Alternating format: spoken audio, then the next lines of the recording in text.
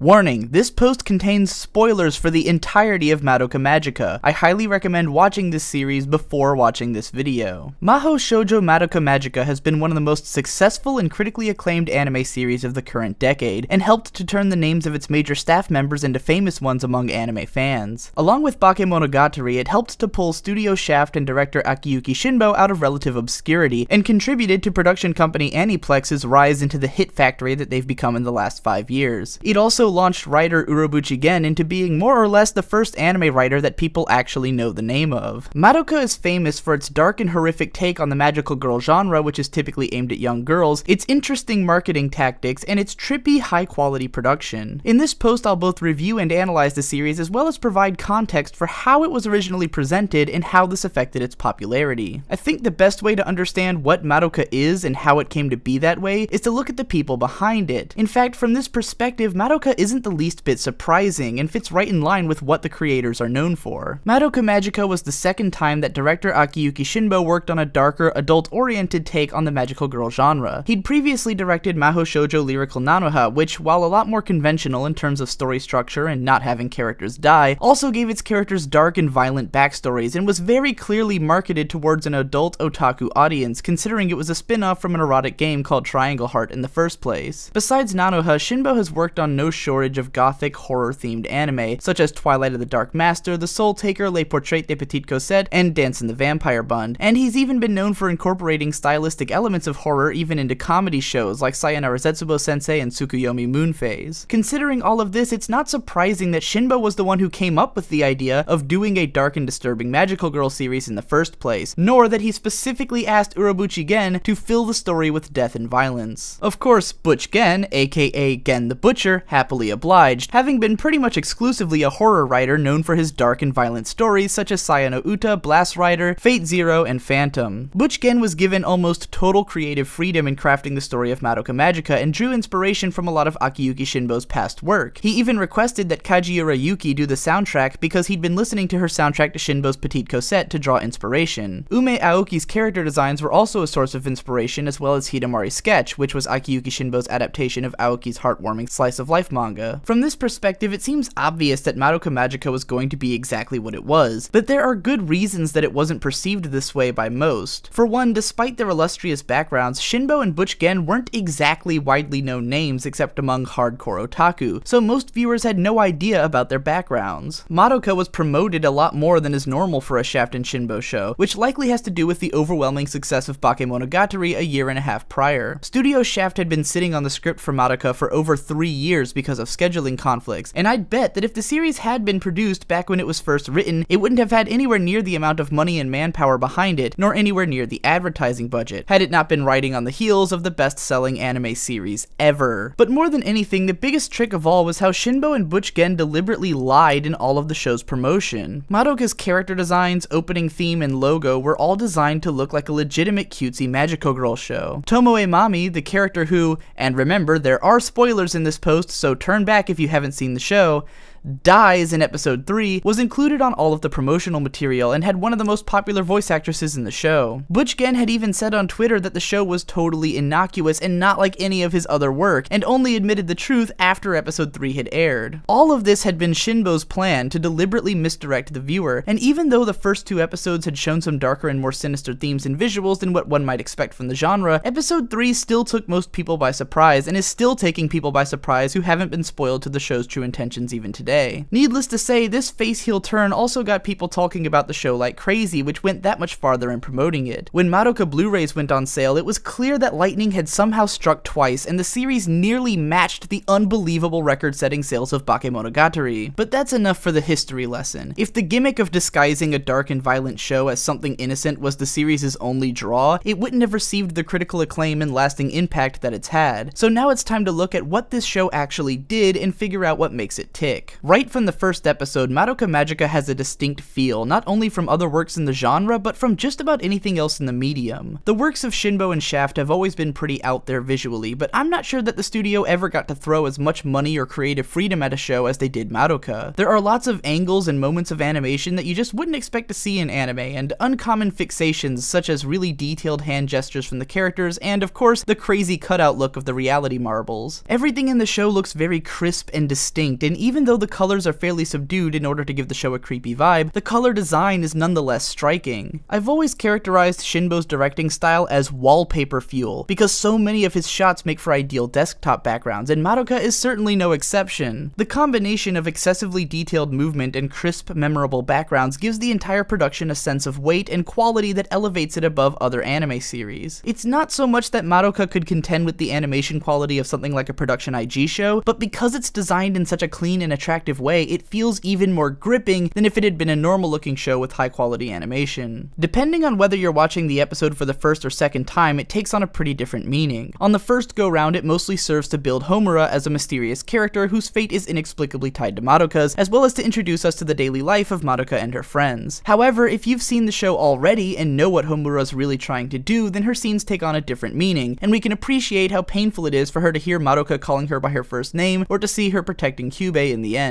Episode 2 is where we get more of the proper magical girl setup stuff, and this order of events suggests indirectly that the magical girl stuff isn't the real point of the show. The first episode already presented us with the real story, which is that of Homura trying to stop Kyubey to protect the fate of Madoka. So while episode 2 appears to be the meat of the story setup, it's actually more of a misdirect made to give the impression that this really might be a proper magical girl show. Everything established about how witches and magical girls work is typical of the genre, and one could be forgiven for assuming after this that the show was just weirdly trippy but ultimately a normal magical girl show. Interestingly, the show is kind of careful not to outright lie to the viewer. The only reason we are misinformed is that we're following Madoka's perspective, and she gets all of her information from the utterly misinformed upperclassman Mami. Moreover, we have no reason to doubt Mami, who comes across as cool, reliable, and a good role model for Madoka. There are hints of what a real role model should be like though in the form of Madoka's mom. When asked about what she'd wish for if she could do so, Madoka's mom answers that she'd basically clear the way for her to climb the corporate ladder, but when Madoka suggests that she does it anyway, her mom ambitiously begins to consider doing just that. At this point, Madoka's mom symbolizes chasing after your wishes by your own hands without relying on things like magic. If there's one way that the show could be called a liar, it's with the use of the ending theme. Madoka's opening theme is interesting in that it wouldn't really sound out of place in a magical girl show, but also doesn't feel out of place here. It's a pop song, but there's a distinct sense of sadness in the lyrics and performance, and even in the video. The show's proper ending theme, Magica, is used as background music during the fight scenes in the first 2 episodes, whereas the ending song is a cheery pop song sung by Madoka's voice actress. This false ending theme really does betray the true nature of the series, but given that Madoka still has no idea what she's really in for, it is at least true to her feelings for this part of the show. Episode 3 is where the series finally reveals its true intentions as a dark and violent magical girl series, but it's here that I'd like to try and debunk the idea that Madoka is necessarily subversive or deconstructive of the genre. For starters, let's clarify that this genre is actually pretty diverse. The type of magical girl shows that are best known to older fans and those in the West is the subgenre of battle shows, which includes the likes of Pretty Cure, Sailor Moon, Cardcaptor Sakura, and Shugo Kara, and Madoka falls in with this genre. But there are plenty of other types of magical girl shows, such as the ever-growing idol genre, which Madoka has little in common with. Within the realm of battle series, Madoka doesn't necessarily bring anything that the genre hasn't seen before, except for maybe the evil mascot character. In fact, while it wasn't thought of as a magical girl series at the time of its release because the genre title didn't exist yet, Go Nagai's Cutie Honey is often considered among the earliest magical girl series in retrospect, and was not only aimed at boys, but contained lots of violence, nudity, and action. Even in series aimed at girls, there's always been plenty of playing with tropes. The original Sailor Moon manga featured character deaths, and both that series and Ojamajo Doremi are known for dealing with surprisingly dark themes. Pretty Cure began to draw the attention of otaku audiences with its well-animated fight scenes, which may have influenced the purely otaku-oriented Nanoha franchise, which, as I mentioned earlier, was often pretty dark and violent. Madoka is somewhat unique in that the main character doesn't transform for the majority of the series, but it could be compared to Cardcaptor Sakura, in which Sakura never actually transformed, but really was just putting on different outfits while using magic. Or how in Revolutionary Girl Utena, while Utena does ostensibly have a sort of transformation, the series is more about her long-term character arc and how she transforms as a person in the end. The idea of a completely tragic magical girl show has even been explored in the likes of Princess Tutu, and both that series and Utena do way more to subvert and deconstruct the magical girl genre than Madoka does. After all, in the end, Madoka really does have thematic similarities to other shows in the genre. The ending could be taken as somewhat melancholy, but it's ultimately uplifting. I think it's a bit presumptuous to label Madoka as an outright subversion of the genre, and that it's more accurate to call it a dark and violent take on the genre. It's not that Madoka doesn't represent its genre idealistically, it just goes about its portrayal of themes in an atypical fashion. This distinction might be pedantic in the end, but I feel that in labeling Madoka as contrary to the magical girl genre, rather than as a member of it, would be to pointlessly limit the idea of what a magical girl show can be, whereas considering Madoka to be a dark example of a magical girl show actually expands what the genre can be considered capable of. Anyways, in this episode, we see the beginnings of the kind of person Madoka will become, and how this contrasts with who Mami is in spite of Madoka's perception of her. Madoka is inspired by her mom's attitude of drawing satisfaction from the general feeling of accomplishment in her life to try and become a magical girl so that she can have feelings of doing something for the betterment of others. Meanwhile, we learn that Mami never really wanted to be a magical girl, and that her confidence and swagger are all just a front that she puts up so that she can deal with her work. Unfortunately, Mami seems to have bought into her own facade and arrogantly doubts Homura's intentions. I love the moment where Mami says that Homura's desire to prevent competition comes from an immature mindset, and Homura just death glares at her as if to say, yeah, exactly, you are immature for believing that that is my intention. Mami fails precisely because she isn't the real deal. She gets excited at the idea that someone is going to help take her pain away, but is practically admitting in the process her own lack of strength. When reality strikes, it strikes with a vicious and unfair fury. Mami did not deserve to die for her failure, but as Homura puts it, such is the nature of being a magical girl. With the fourth episode, the story begins to open up as Sayaka makes her contract, Kyoko is introduced, and the motivations and intentions of the characters start coming to light. As such, I'll be switching from talking about the show episodically to something more broad. Miki Sayaka's arc, which takes up the bulk of the series, is a sort of downward spiral caused by the slow realization that she, like most people, is not as strong as she thinks she is. Sayaka's crucial flaw is that her intentions are good, but she doesn't really understand who she is as a person. She thinks that by wanting to do good things and sacrificing herself for others, she'll be able to find happiness, but upon the realization that she can never be with Kyosuke, she comes face to face with her true nature. It's not so much that Sayaka is lying to herself the whole time, although there certainly are elements of that. It's that she doesn't understand her own limitations, and upon learning them, can't handle the realization. The reason Madoka has so much potential is because she actually has the mindset and personality to potentially do what Sayaka can only pretend to be capable of. In her heart of hearts, Sayaka's desires were always selfish, and she realizes it all too late. She draws inspiration from her perception of Tomoe Mami, but as we've discussed already, Mami was never really that strong to begin with, which is how she got killed. Sayaka sees Kyoko and Homura as selfish and unjust, and by comparing herself against them, she strengthens the idea that she's in the right, which only obscures the truth of her nature even further. At the point when Sayaka can no longer reconcile her ideal self against her actual self is when her mind unravels and she finally goes over the edge. Meanwhile, Sakura Kyoko is Sayaka's opposite. Kyoko fights out of a sense of duty, but acts as though she's doing it all for herself. She's willing to throw other people under the bus and make sacrifices, but all of it is ultimately so that she can keep fighting and keep others from needing to fight. Kyoko's arc kind of happens too fast in the show, so part of my interpretation of her character involves filling in the blanks that the show left, but I think the best way to rationalize her actions in the end is to recognize that she was perhaps the one most interested in self-sacrifice to begin with. That said, because she had already used her wish short-sightedly as a child, she no longer has the means to become truly powerful as Madoka can, and ends up dying in a last-ditch effort to do the impossible in saving Sayaka's life. In a way, Kyoko was always living in the shadow of her past mistakes, and couldn't emerge from that with enough hope for the future to power her onwards. Whereas Mami, Sayaka, and Kyoko all failed to understand either themselves or their powers at critical moments, Homura is the only one lucky enough to get a full grasp of both. Because of her time travel ability, she can keep repeating the same cycle until she learns how to do everything right, not unlike a Groundhog's Day loop. Homura's ambition is to reach a timeline wherein Madoka can be happy, and while she might not get her wish in exactly the way she wants it, she will eventually get it in some form as a matter of course, since her power dictates that she gets to repeat the cycle until she gets it right. Homura may have the knowledge which the others lacked, but not unlike Kyoko has already used her wish, and so even if she is successful, the conclusion which she is capable of reaching is already set in stone. However, it is because of Homura's cycle that Madoka's latent capability keeps growing, as she in turn has new chances to do everything right every time Homura starts the cycle over again. In the end, all the time, power, and knowledge that's bought by Homura's cycle allows Madoka the clarity of thought and understanding to make a wish that can change everyone's fates and save the magical girls once and for all. Whereas everyone else's wishes had been too narrow in scope, Madoka realizes that the only way to truly change the nature of the cycle is to change the the nature of the universe in the process, which she accomplishes by becoming a god. She takes out the entire concept that all hope must come with an equivalent exchange of despair by becoming a self-perpetuating machine of gaining hope through the fact that she is taking on despair, i.e. permanently balancing out the hope and despair within her, and, well, the rest is adorable Yuri history. If I had to determine the key to Madoka's success, I would say that it's actually an incredibly straightforward and simple story, presented in just such a way that it causes the viewer to digest it differently than they would another story. Ultimately, it's about the battle of hope versus despair, and about the main character saving the universe, which is as typical as an anime story can get, but because it plays this game with clashing tropes and defiance of expectation, it causes the viewer to engage it differently. The producer of Madoka Magica has stated that he felt the show was actually pretty kid-friendly, in that it doesn't feature any explicit sexuality or gore and ultimately presents a pretty normal story, and in that I have to agree. I would compare the success of Madoka to the success of Death Note. Like Madoka, Death Note was a show whose premise seemed twisted and dark, but was actually really easy to follow and understand even for young people, which is appropriate considering that it ran in Weekly Shonen Jump. Both of these series used dramatic twists, engaging stylistic trappings, and big memorable moments to sell a straightforward plot as something ostensibly fresh and new. I must admit that while I did enjoy Madoka overall and find it fun to watch, upon seeing it again I was unimpressed in terms of how it compares to other media on the whole. In spite of the unique presentation, there aren't really any unique ideas in the show, and it kind of reads like a teen-friendly version of a more detailed Urobuchi-gen story like you might get from Psycho Pass. Madoka feels very short even for a 12-episode series, as it seems only interested in hitting all of its plot points without doing much to flesh out the world or characters. Butch Gen has admitted that he considered the characters secondary to the storyline and even had most of their fates decided before he'd even given them names. This isn't necessarily a bad way to craft a story, since it means that the themes of the narrative take prominence, but I don't think that Madoka explored its themes in an impressive amount of depth. Nonetheless, that's not to say that the series has done anything wrong. It's more just that in the grand scheme of things, it might not hold up as well in comparison to other works, even within the libraries of its own creative team. Of course, with Madoka being the ridiculous success that it was, it quickly spawned an entire franchise surrounding it. 2 manga adaptations and no less than 6 spin-offs have been produced at the time of this writing, which I won't be discussing in this video, nor will I cover the light novels or any of the 5 currently available video games. The biggest additions to the franchise were the trio of films, 2 of which are recaps of the series with additional footage and redone voiceover, and the third of which is a totally new story that serves as a sequel to the original. I am about to spoil the movie as well, so if you don't want it spoiled, now would be the time to stop this video, as I am done talking about the show. Opinions of Madoka Rebellion are pretty divided, which isn't surprising as the film is a total clusterfuck. The first act plays out like one of those alternate universe funtime OVAs that a lot of other shows get, or like the first part of a Higurashi arc, where all the characters are just hanging out and having fun. It's basically a bunch of fan service, a chance for us to see all the main girls hanging out and enjoying themselves as a group, both in casual life and in battles, which we never really got to see in the show. This is fine in itself, though the interactions end up feeling really forced, as it's painfully obvious that these scenes exist just for the sake of themselves. Which isn't to say that none of them are entertaining, as the scene with the characters singing in the midst of killing a nightmare certainly is, but it's also so bizarre and out of left field that it's hard to take seriously as a canon part of the series. The film's second act is way needlessly stretched out, with even more fan service in the form of things like an extended battle between Homura and Mami, most of which operates on an Advent Children level of excess, and the creation of Bibi-chan. To clarify, Bibi is the witch that killed Mami in episode 3, but in this universe she's Mami's best friend and also turns out to be a loli, or actually she was part of Madoka's God Mode existence along with Sayaka. Why was Bibi a part of Madoka?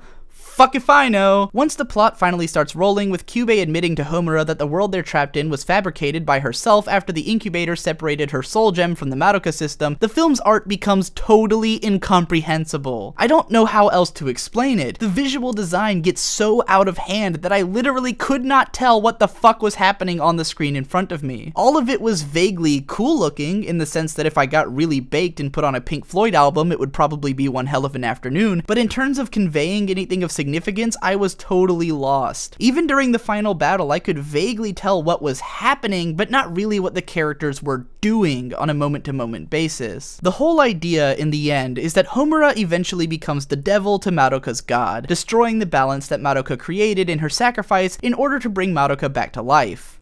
I think. I could kind of comprehend that Homura would do something like this to take the pain away from Madoka, even though at the end of the TV show, Madoka made it explicitly clear that she wasn't feeling any pain and was happy being a part of everyone's lives, and it seemed like Homura trusted her. Even if I can see Homura doing it, I don't really grasp why she was capable of becoming the devil. I'm not necessarily saying that the movie didn't explain it, but if it did, then it went over my head while I was trying to wrap it around what the fuck was actually happening in the film's third act. I honestly can't enthusiastically attempt to analyze this movie in a meaningful way, because I just outright disliked it. The early part of the film, which should have been effective fan service, mostly served to remind me of how these characters aren't really that interesting, and so watching them do fun stuff together doesn't really fill me with the kind of feelings that I would have gotten watching one of the similar Higurashi OVAs. The visuals and fight scenes were so far over the top that I was numb by the end of the Mami and Homura fight and completely out of patience for the rest of the film. I feel like I understand what the ending was going for, but it doesn't handle it with anywhere near the grace that, say, the final chapter of Devilman or the Revolutionary Girl Utena movie does. It just feels like one big ridiculous clusterfuck that I couldn't bring myself to care about. Anyways, that's kind of a downer way to end this video, and I'm sure a lot of you will disagree with me who found this movie interesting or who enjoyed the TV show more than I did. Nonetheless, I do hope you enjoyed this video and that you'll check out more videos on this channel, and if you really enjoy my content, that you'll support me via Patreon or PayPal so I can keep this channel going. Thanks a ton.